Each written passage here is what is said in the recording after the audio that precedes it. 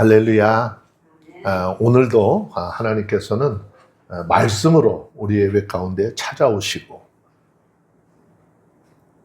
너희 두세 사람이 내 이름으로 모인 곳에 나도 너희와 함께 하겠다라고 하신 그 말씀이 약속처럼 오늘 이 자리에도 주님이 우리와 동행하시고 은혜 충만한 시간이 되게 하실 줄로 믿습니다.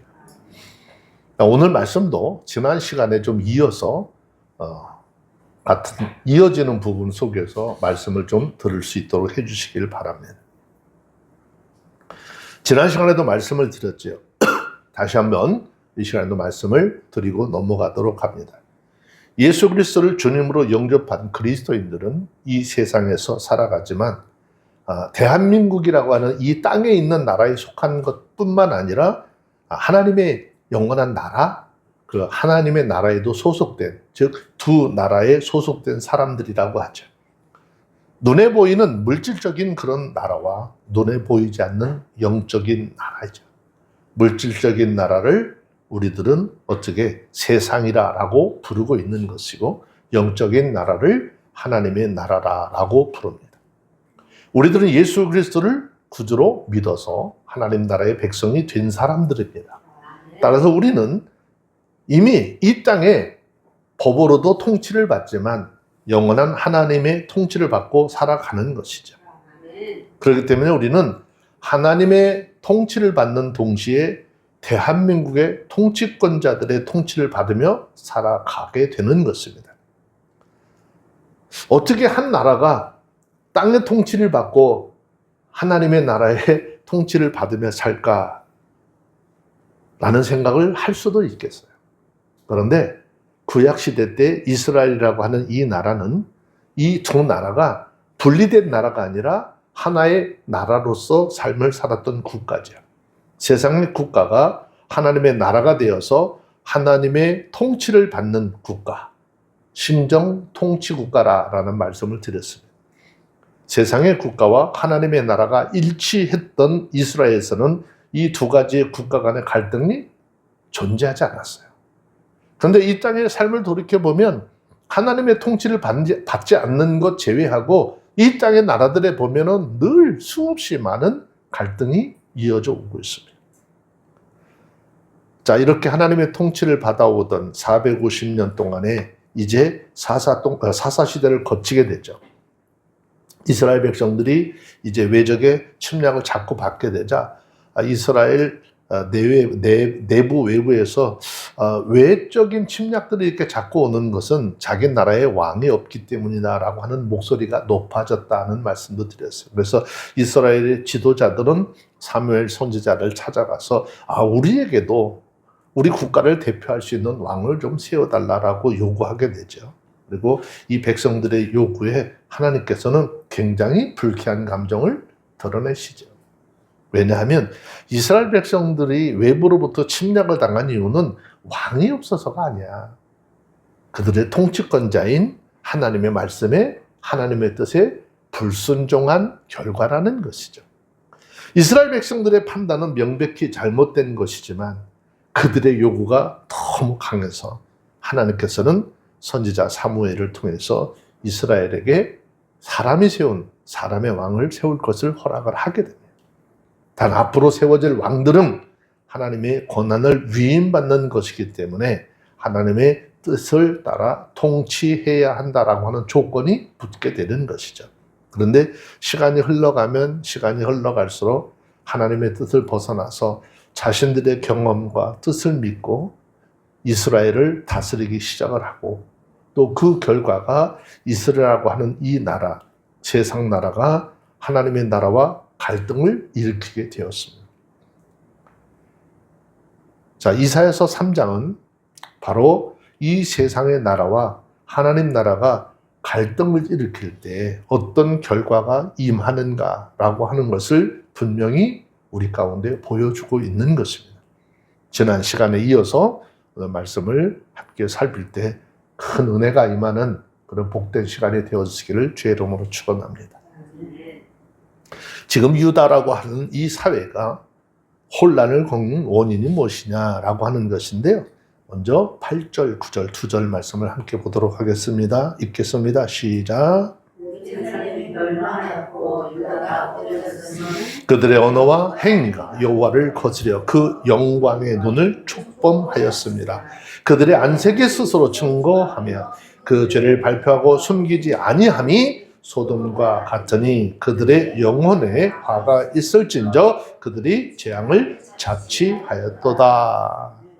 먼저 8절 말씀에 보면 예루살렘이 멸망을 하였고 유다가 엎드려졌다는 말씀을 했습니다. 이 말씀을 보면 이미 유다와 예루살렘이 이미 멸망한 것처럼 보여지고 있죠. 그런데 여기 본서에서는 아직 유다가 바벨론에 의해서 멸망 전에 기록되었다는 사실이죠.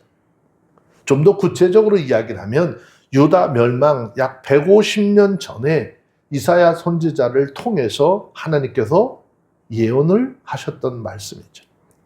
또 본절 이후의 전체 문맥을 살펴봐도 아직 유다가 멸망하지 않았다라고 하는 것을 분명하게 확인을 할 수 있습니다. 그런데도 이와 같이 기록을 하고 있는 이유는 뭘까? 어떤 사람들은 지금 이사야서가 바벨론 포로 시대 이후에 기록되었다라고 주장을 하는 사람도 있어요. 그러나 그렇게 볼 수는 없는 것입니다. 이것은 이사야가 하나님의 주신 계시로서 본 것을 기록하고 있기 때문이죠. 즉 150년 이후건 1500년 이후건 하나님의 계시로 주어진 모든 것은 역사의 주관자가 되시는 하나님의 주권적 섭리에 의해서 이루어질 것이 틀림이 없기 때문이다라는 것입니다. 그렇다면 이사야 선지자가 앞으로 150년이 지난 후에 일어날 일을 이처럼 이미 마치 일어나서 맞춰진 것처럼 완료형으로 말하고 있는 이유가 무엇이냐라고 하는 것이죠. 그것은 자신의 예언의 확실성을 강조하기 때문인 거예요.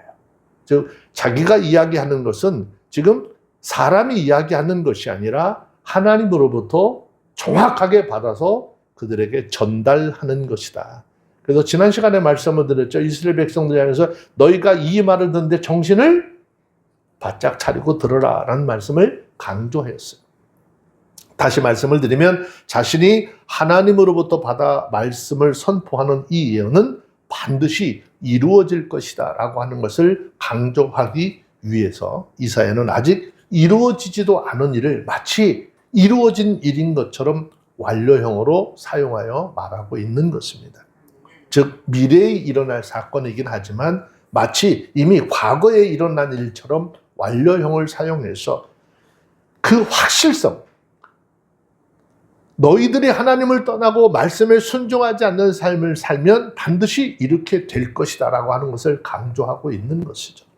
그래서 본절의 말씀뿐만 아니라 사실 하나님이 주신 모든 약속의 말씀은 그것이 현재 좀 이루어지지 않았다 할지라도 미래에 일어날 일이라 할지라도 미래형보다는 완료형으로 표현하는 것이 더 적절할 것이다 라는 것입니다. 왜냐? 하나님의 예언은 그것이 선포되는 그 순간 성취라고 하는 것을 담보하고 있기 때문이라는 것이죠. 성경에서 말씀하고 있는 것은 아직 이루어지지 않았다 할지라도 이미 앞으로 그것은 그렇게 될 것이다 라고 하는 확실성을 가지고 있는 것입니다.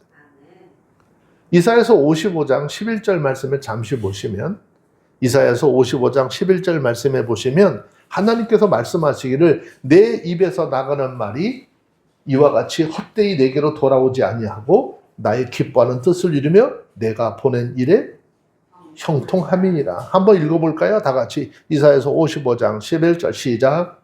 내 입에서 나가는 말도 헛되이 내게로 돌아오지 아니하고 나의 뜻을 이루며 나의 명하여 보낸 일에 형통하리라. 즉 이 말은 하나님의 말씀은 무엇이든지 반드시 하나님의 뜻대로 성취된다라고 하는 것입니다. 하나님은 변함이 없이 신실하신 뿐만 아니라 그 능력에서 하나님이 원하는 것을 이루지 못할 것이 없는 분이라는 것입니다. 여러분 성경을 잘 살펴보시기 바랍니다. 하나님이 예언하시고 이루어지지 않은 일이 하나도 없습니다. 하나님의 예언은 길게는 수천 년의 시간을 초월해서 그대로 성취되는 것들도 있습니다. 하나님의 말씀이 선포될 때 즉시 이루어지는 것도 있습니다. 물론 지금 우리가 상황적으로 보면 요한계시록에 기록한 이런 모든 말씀들은 아직 성취되지 않은 그런 예언들이죠. 아직도 많은 예언들이 미성취 상태로 남아있는 건 사실이에요. 예수님께서 이 땅에 오실 것이다 라고 하는 것도 아직 미성취의 상태로 남아있어요. 그러나 그것은 성취되지 않는 것이 아니라 아직이라고 하는 성취되지 않은 상태로 남아있는 것 뿐이라는 것이죠. 아직이라는 것.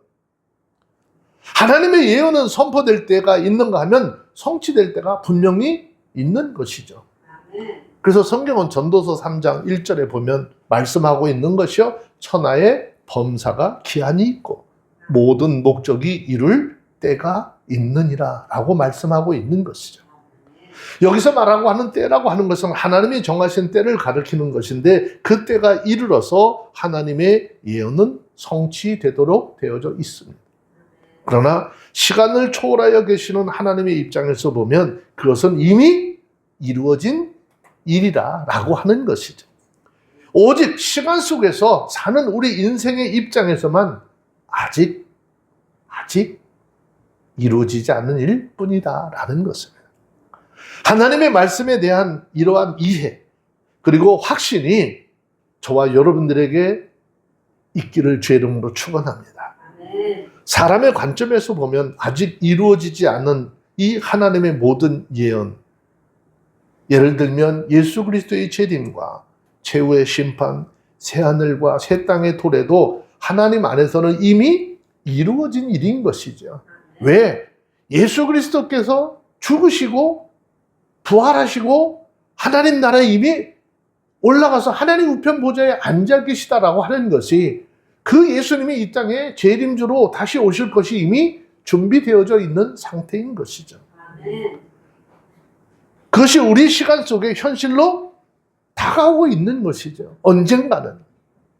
그래야 그리스도인으로서 어떤 어려움 속에서도 흔들림이 없이 하나님의 말씀에 확신을 얻고 불완전하고 시시때때로 변하는 이 세상의 이 세상 가운데서도 하나님의 말씀에 기록된 모든 은혜로운 약속과 보배로운 소망을 인하여서 흔들림이 없이 기쁨과 감사로 살아갈 수 있게 되는 것입니다. 어떻게 보면 지금 우리가 기쁨과 감사를 잊어버리고 사는 것은 어쩌면 여기에 대한 확신이 없기 때문에 그런 삶을 살고 있지 않는가라는 생각을 해보기도 합니다. 두 번째, 오늘 지금 유다에 임한 이 사회적인 혼란, 이 원인이 무엇 때문이냐라고 하는 거예요. 이 문제는 이들이 자신들이 행하는 죄를 죄로 여기지 않았기 때문입니다.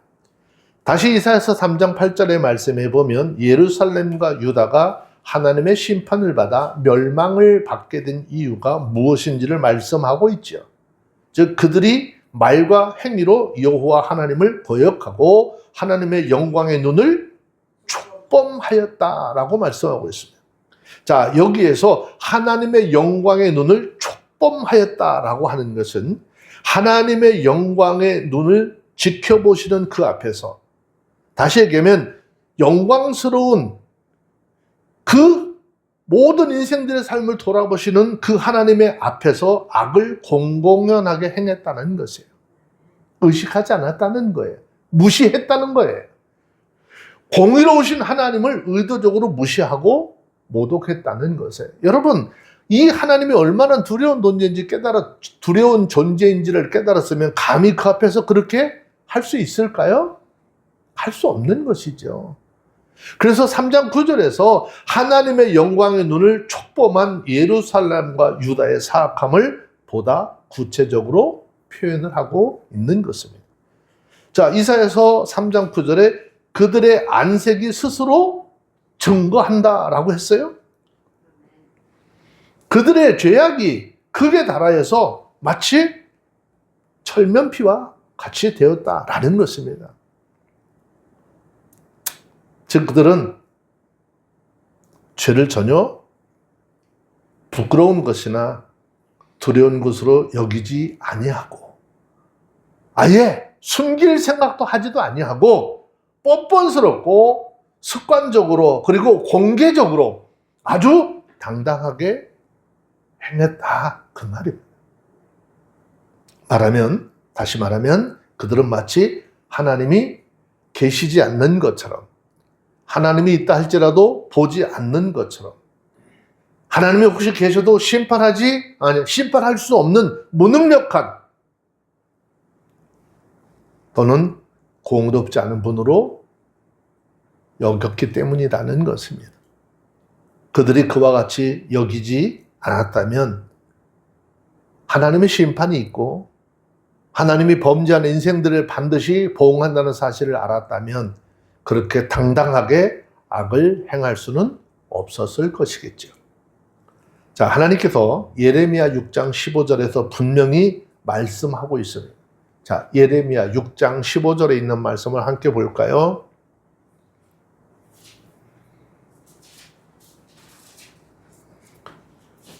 그 당시대에 또 다른 선지자인 예레미야 선지자를 통해서 하나님 말씀하신 것인데 뭐라고 말씀합니까? 시작. 그들이 가증한 일을 행할 때 부끄러워하였느냐? 아니라 조금도 부끄러워 아니할 뿐 아니라 얼굴도 붉어지지 않았느니라. 그러므로 그들이 엎드러지는 자와 함께 엎드러질 것이라. 내가 그들을 벌하리니 그때 그들이 거꾸러지리라. 여호와의 말이니라. 그러므로 그들이 최소한 하나님의 공의로우심을 조금이라도 생각했다라고 한다면 비록 죄를 짓는다 할지라도 어떻게 해요? 공개적으로 하지 아니하고 숨어서 좀 은밀하게 지었을 것입니다. 하지만 그들은 그 여호와 하나님 앞에 죄를 지을 때도 공개적으로 당당하게 자신들이 행하는 것이 정당한 것처럼 그렇게 행했다는 것이죠. 그래서 하나님께서 이사야 선지자를 통해서 그들이 하나님 앞에서 지은 죄에 대해서 이렇게 말씀을 해주시면서 숨기지 못함이, 자신들의 죄를 행하고 그런 행동들이 숨기지 못함이 소돔과 같았다라고 증거하고 있는 것입니다. 여러분, 소돔성이라고 하는 것 어떠한 곳이죠? 창세기 19장 4절로 5절 말씀해 보시면은요, 하나님의 천사들이 소돔성에 들어간 그날 소돔성에 있는 많은 사람들이 다 들고 일어나서 롯의 집에 쳐들어와서 너희 집에 들어온 그 사람들 내놓으라고. 이유가 뭐예요? 우리가 그들과 상관하리라, 끌어내라, 내줘라 라고 난리를 쳤습니다. 그야말로 죄라는 것이 만연한 곳이었어요. 그것은 그 모든 사람들이 범죄로 여기지 않을 만큼 타락한 장소였다는 것이죠. 그래서 그들은 때와 시를 막론하고 공공연하게 악을 저질렀던 것입니다. 그러면서 중요한 문제는요, 그런 일들을 하면서 그런 자신들의 행위가 하나님 보셨을 때 이거 참 사람들 봤을 때 부끄럽고 죄악된 일이라고 생각을 해야 되는데 그렇게 조금도 생각하지 않았다는 거예요. 그런데 이사야가 선지자로 세움을 입어 사역을 하던 이 당시 유다의 사회상이 바로 그와 같았다는 것이죠. 결국 소돔이 하나님의 심판을 받아서 하늘에서 피처럼 쏟아지는 유황불로 멸망을 받았던 것처럼 예루살렘도 유다도 하나님께서 정하신 심판에, 엄청난 심판에, 크고 고통스러운 심판에 던져질 운명에 처해져 있다라는 것입니다. 여러분, 우리가 좀 잘 생각을 해야 될 게 있어요. 깊이 생각해야 될 것. 하나님은 죄에 대해서 정말 오래 참으실까요? 하나님 물론 죄에 대해서 오래 참으시죠. 하나님은 한 나라가, 한 개인이 죄를 범했다 할지라도 즉각적으로 심판하시지는 않습니다. 그러나 하나님은 죄에 대하여 아무렇지 않게 생각하는 분이 아닌 것이고요.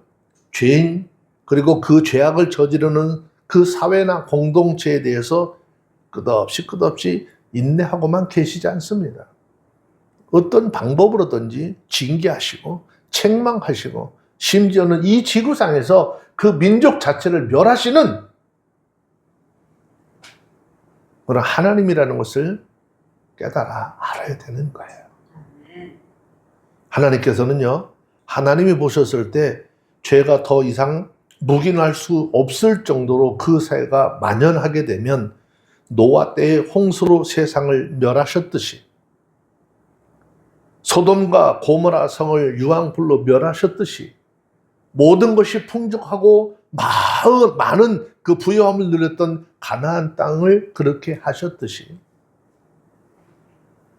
오늘 말씀에 언급된 유다를 바벨론이라고 하는 나라를 일으켜서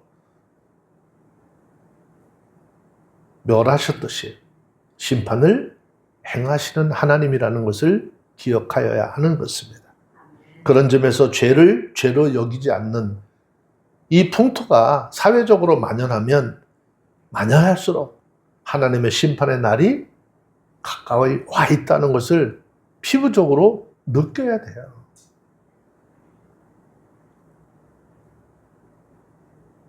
이렇게 볼 때 지금 우리가 살고 있는 우리 사회에 저는 하나님의 심판이 너무 가까이 와 있는 거 아닌가라는 두려운 생각이 듭니다.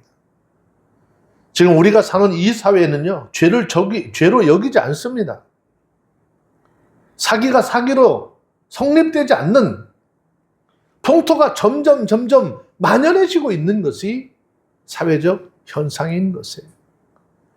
동성애는 물론이거니와 혼외의 성관계들, 기초 질서의 무시, 뇌물과 공여와 수수 등이 분명한 악한 이름에도 불구하고 그것을 악한 일로 여기지 않는 경향이 우리 한 사회의 풍토로 지금 어떻게 조성이 되어졌고 자리가 잡혀져 있습니다.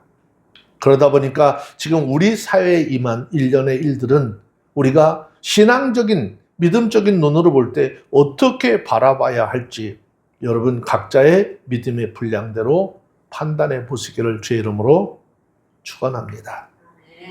아까 말씀을 드렸듯이 예수님께서 십자가를 지시고 골고다를 오르실 때 십자가를 지시고 오르시는 그 주님의 불쌍해서 눈물 짓는 것이 아니라 너희를 위하여서 올라라고 하셨던 사회적 현상, 사회적 환경들을 보면서 우리 스스로를 질책하고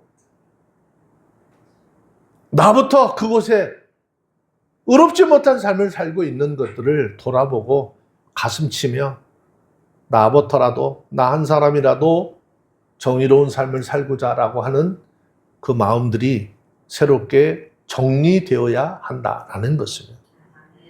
우리는 하나님 앞에 두렵고 떨리는 마음으로 나가야 되는데 지금 현재 이 상태로 그냥 나가면 언제 하나님의 심판이 도련히 임할지는 모르겠다라는 생각을 늘 가져야 돼. 이것은 하나님을 두려워하는 마음. 우리 모두는 죄는 물론이고 거짓과 불의에 대해서 단호하게 책망하고 더 나아가서 영적 각성 운동을 통해서 이 나라, 이 사회를 더 이상 타락하지 않고 죄를 부끄러워하고 두려워하는 그런 사회로 만들어가는 것이 저와 여러분들의 사명인 것입니다. 하지만 이런 일들은요, 어떤 단체가 모여서 소리 높여서 외치고 바꾸라고 소리 지른다고요? 기도한다고요? 단체로 행동하는 것으로 되어지는 것이 아니에요. 이것은 나 한 사람부터 나 있는 곳에서 개인 한 사람 한 사람이 그렇게 스스로 변화하고 행동할 때에 온 사회는 그렇게 정화되어져 가는 것이죠. 그것이 어두워져 가는 이 세상, 속된 말로 썩어 문드러져 가는 이 공동체 가운데서 빛과 소금으로 부름을 받은 우리 모든 그리스도인들이 가장 적극적으로 감당을 해야 될 사명이라는 사실을 깨닫는 귀한 시간이 되어주시기를 주의 이름으로 축원합니다. 그러면서 하나님께서는 너희 사회가 너희의 삶의 현장들이 이럴다 할지라도 세상 풍조에 동요되지 말고 믿음을 지켜나가라는 말씀을 하시는데 10절, 11절 두 절 말씀을 함께 보도록 합니다. 읽습니다. 시작. 너희는 의인에게 복이 있으리라 말하라. 그들은 그 행위의 열매를 먹을 것이요 악인에게는 화가 있으리니 화가 있을 것은 그 손으로 행한 대로 봉을 받을 것입니다. 자, 우리가 이 말씀을 먼저 올바르게 이해를 하려고 한다면 이 당시 사회상을 잘 이해를 해야 합니다. 앞서서도 지적해서 말씀을 드렸던 것처럼 이러한 말을 하는 이사야 당시 유대 사회는 마치 소돔과 고모라와 같은 악이 만연하고 악을 악이라고 생각하지 아니하고 아주 공공연하게 악을 저지르는 그런 사회였었다는 것이죠. 따라서 이 말은 이런 거예요. 너희들이 살고 있는 그 사회의 현실이 아무리 왜곡되고 거짓과 죄악이 난무하고 죄를 합리화하고 또 의인이 고난을 받고 악인이 형통한 것처럼 보여도 의로운 삶, 불의를 멀리하는 삶, 그리고 악에 대해서 단호하게 거부하는 삶을 살라는 거예요. 너희가 하나님의 사람이, 너희가 그리스도인이라고 한다면 너희 삶의 주변에 이러한 풍토가 만연해 있다 할지라도 적어도 너희는 그런 곳에 물들어 살지 말라라고 하는 것입니다. 이러한 이사야의 선포는 오늘 이 시대를 살아가는 우리 모든 그리스도인들의 가슴에 의표를 찌르는 그런 내용이라고 할 수도 있겠지요. 지금 우리가 살아가고 있는 세상을 한번 봅시다. 우리가 살고 있는 이 세상은요, 정직하면 오히려 손해를 보는 세상이 지금 세상 아니냐라는 거예요.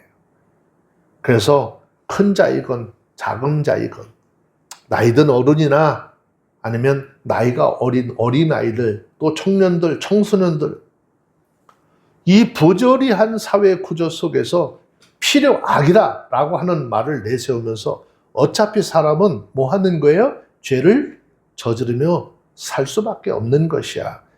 죄를 저지르지 않으면 삶다운 삶을 살 수 없다라고 이야기하면서 너도 나도 서로 앞다투어서 죄를 행하는 범하는 삶을 살고 있다는 것이죠. 의로운 일을 행하려 하는 자들도 자기 목적을 달성하려고 한다면 때로는 순간순간 악한 일을 자행해야 하는 형편에 처해 있다라는 것입니다. 또한 다른 사람들이 다 조금씩 거짓말을 하고 악을 행하는데 야, 나 혼자만 정직한 삶을 고수한다라고 하면 그 사람은 어리석은 자로 융통성이 없는 자로 사회적 불능자로 무시당하는 그런 삶까지도 이어지게 된다라는 것입니다.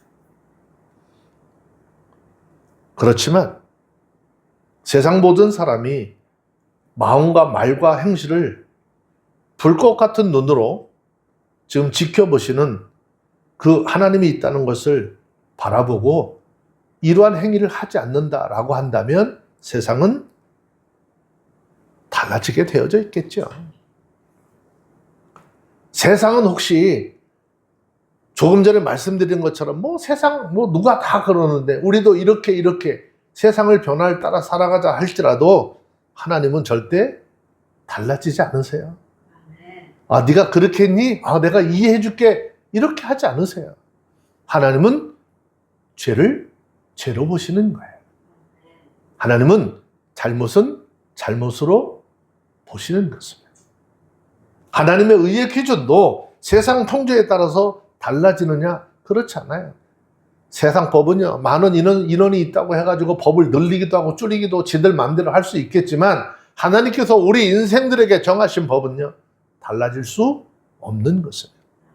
우리 하나님은 하나님을 따르는 하나님의 백성들을 향해서 너희는 세상과 동화되지 말고 하나님의 거룩하심, 온전하심을 따라 거룩하고 온전한 삶을 살라고 우리에게 요구하고 있는 것이죠. 자, 어떤 삶을 요구하실까요? 자, 구약에서도 말씀하셨지만 예수님께서 마태복음 5장 48절 말씀해 보십시오.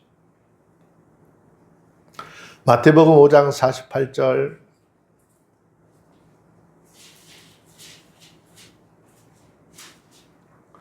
네, 찾으셨으면 한번 볼게요. 읽습니다. 시작.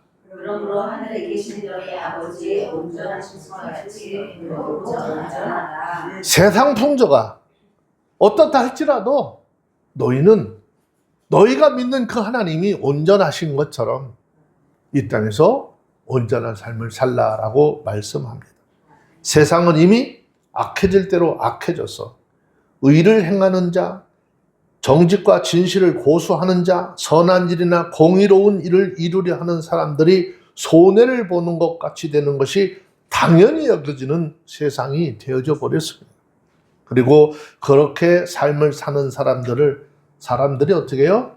어리석은 자, 부적응자로 낙인을 찍는 것은 당연한 일로 생각을 하고 있습니다. 그러나 그렇다 할지라도 세상과 타협하지 말라라고 말씀하고 있습니다. 하나님의 사람으로 삶을 살아가는데 그리스도인이라고 하는 이유로 믿음을 지켜야 하는 그 이유로 손해를 봐야 할 것이 있다면 차라리 손해를 보라라는 말씀이에요. 피해가 있으면 그냥 피해를 보라 그런 말씀입니다.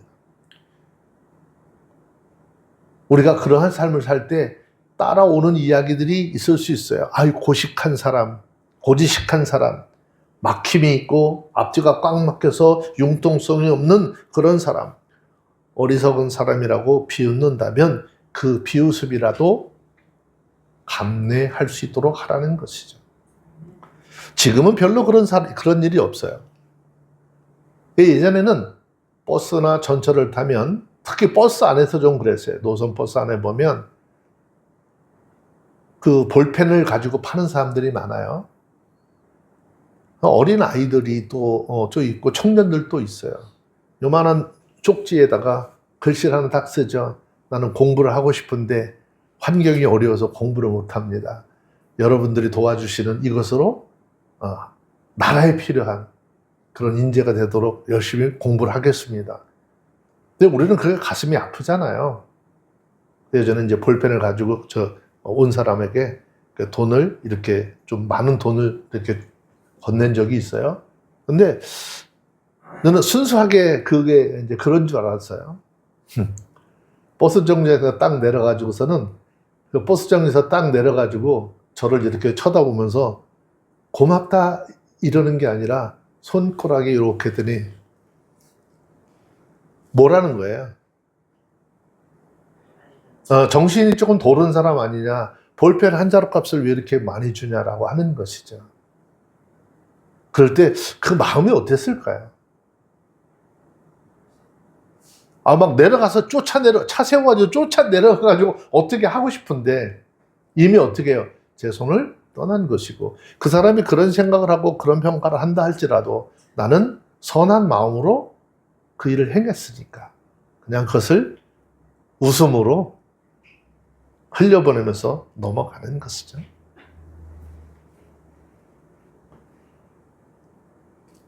우리 삶 속에서 결코 변함이 없는 하나님의 말씀, 하나님의 공의로우심에 입각해서 의를 의롭다 말하고 불의를 불의하다 말할 수 있도록 하라는 것이에요. 여기에 무슨 폭력을 동원하라 그런 얘기가 아니라 이건 하나님의 말씀에 비춰서 분명한 불의인 것이 불의라 이야기할 수 있고, 의로운 것은 의롭다라고 할 수 있도록 하라는 것입니다. 그것이 변함없이 의로우신 하나님을 섬기는 그리스도인들이 이 불의한 세상에서 마지막 날까지 지켜야 할 사명이라는 것이에요. 나와 가깝다는 이유로, 나와 친분이 좋다는 이유로 하나님 보시기에 불편한 것, 하나님 보시기에 불의한 것을 의롭다 하지 말라라고 이야기하고 있는 것입니다. 지금 유다에 임한 이 사회적 혼란의 가장 큰 원인이 무엇 때문일까? 그들 사회의 잘못된 지도자들 때문이다라고 이야기하고 있는 것인데, 12절에 있는 말씀 봅시다. 이사야서 3장 12절 함께 읽습니다. 시작. 내 백성을 학대하는 자는 아니요 나다는 자는 분노라. 나의 백성이여 너의 인도자가 너를 유혹하여 너의 다닐 길을 막하느니라. 이 말씀은 다시 4절에 있는 내용의 말씀을 반복해서 유다라고 하는 이 나라가 현재 왜 이렇게 심각하고 비참한 상태에 놓여 있는가를 역설적으로 설명을 하고 있는 것입니다. 여기서 말하는 아이라고 하는 문자는 그대로 나이와 관련된 그런 어린아이를 얘기하는 것이 아니라 몸은 어른인 것 같은데 생각하고 행동하는 것이 어린아이와 같이 방자하고 치졸함을 나타내는 그런 이야기입니다. 아이들과 함께 거론된 여자들이라고 하는 이름도 역시 무능력하고 무자격한 통치자들의 예로 제시된 것이죠. 유대 사회에서는 여성들이 원래 인원수에도 포함되지 않는, 가치 자체를 인정하지 않는 그런 시대 풍조가 있었다는 것이죠. 아이들과 부녀자들이 통치가 된다라고 하는, 통치자가 된다는 것은 그 사회 전반 전체가 어떻게 극도로 혼란한 상태로 벌어진다는 것을 상징적으로 묘사하고 있는 것입니다. 아마도 이사야 선지자는 열왕기하 11장 1절로 20절 이하에 등장하는 아달랴라고 하는 이 왕비의 악한 통치나 열왕기상 18장 4절에 등장하는 이세벨이라고 하는 이 왕후의, 이 여인의 폭정을 부녀의 통치라고 말할 수도 있겠지요. 아무튼 이러한 혼란은 유다가 스스로 지은 죄악의 대가라는 것입니다. 우리들은 이 본문을 통해서 유추해 볼 때 국가의 정치 지도자가 어떠한 자가 적합한지를 알 수 있는 것입니다. 정치를 하는 사람은 지혜가 있어야 하는 것이기 때문에 어느 정도 삶의 경험, 정치적 경험이 많은 사람이 하는 것이 맞는다라는 것입니다. 이사야가 예언한 대로 아이들이, 즉 정치적 경험이 없고 상대와 타협할 줄도 모르고 상대를 이해할 줄 모르고 부정과 부패로 길들여진 사람들이 정치 지도자가 되었다라고 하는 것이 유다의 화가 되었다는 것입니다. 따라서 국가의 질서를 잘 유지하고 공의로 법을 시행할 수 있는 경험이 많은 사람들이 한 나라의 인도자가 되어지는 것을 곧 보게 될 수 있다는 거예요. 그래서 나라에는요, 정치 지도자, 원로들이 좀 많은 것이 복된 거예요. 하지만 더욱 중요한 것, 사회 지도자도 문제이지만 신앙의 지도자들도 마찬가지라는 것입니다. 유다 백성들 중에 신앙적으로 이끌어야 할 이 당시 신앙의 인도자들까지 세상을 다스리는 지도자들과 결탁을 해서 유다 백성들로 하여금 하나님을 떠나게 했다는 것입니다. 그러므로 지도자의 문제는 세상적인 연령에 관계된 것이라고 하기보다는 그가 얼마나 하나님을 가까이 하는 사람이었는지, 하나님을 정말 두려워하느냐에 달려있다라고 봐야 하겠지요. 사회 전체를 잘 이끌어갈 지도자는 정치적인 경험도 중요하겠지만 무엇보다도 영적인 분별력이 있는 사람이 되어서 하나님의 인도함을 받아 정의롭고 올바르게 백성들을, 국민들을 인도하는 그런 사람이 되어야 하는 것입니다. 오늘 본문을 통해서 우리가 한 가지 깨달아야 할 것이 있는데, 무조건 경제적인 부흥만 이루었다 해서 칭찬받는 이런 삶이 아니라는 거예요. 경제적인 부흥만 일으켰다 그래서 칭찬을 받는 이것으로만 충분하지 못한다라고 하는 것을 깨달아야 돼요. 예전에도 말씀을 드렸잖아요.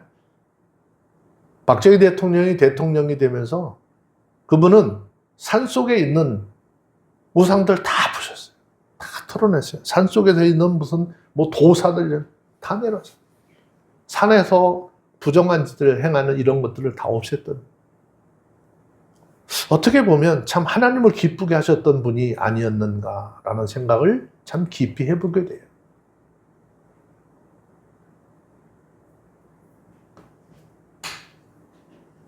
한 나라를 인도하는 참된 지도자는 하나님의 뜻이 무엇인지 분별을 하고 백성들을 하나님의 뜻에 맞게 살도록 하는 지혜가 있는 인도자가 되어야 하는 것이고, 신앙적 인도자도 마찬가지입니다.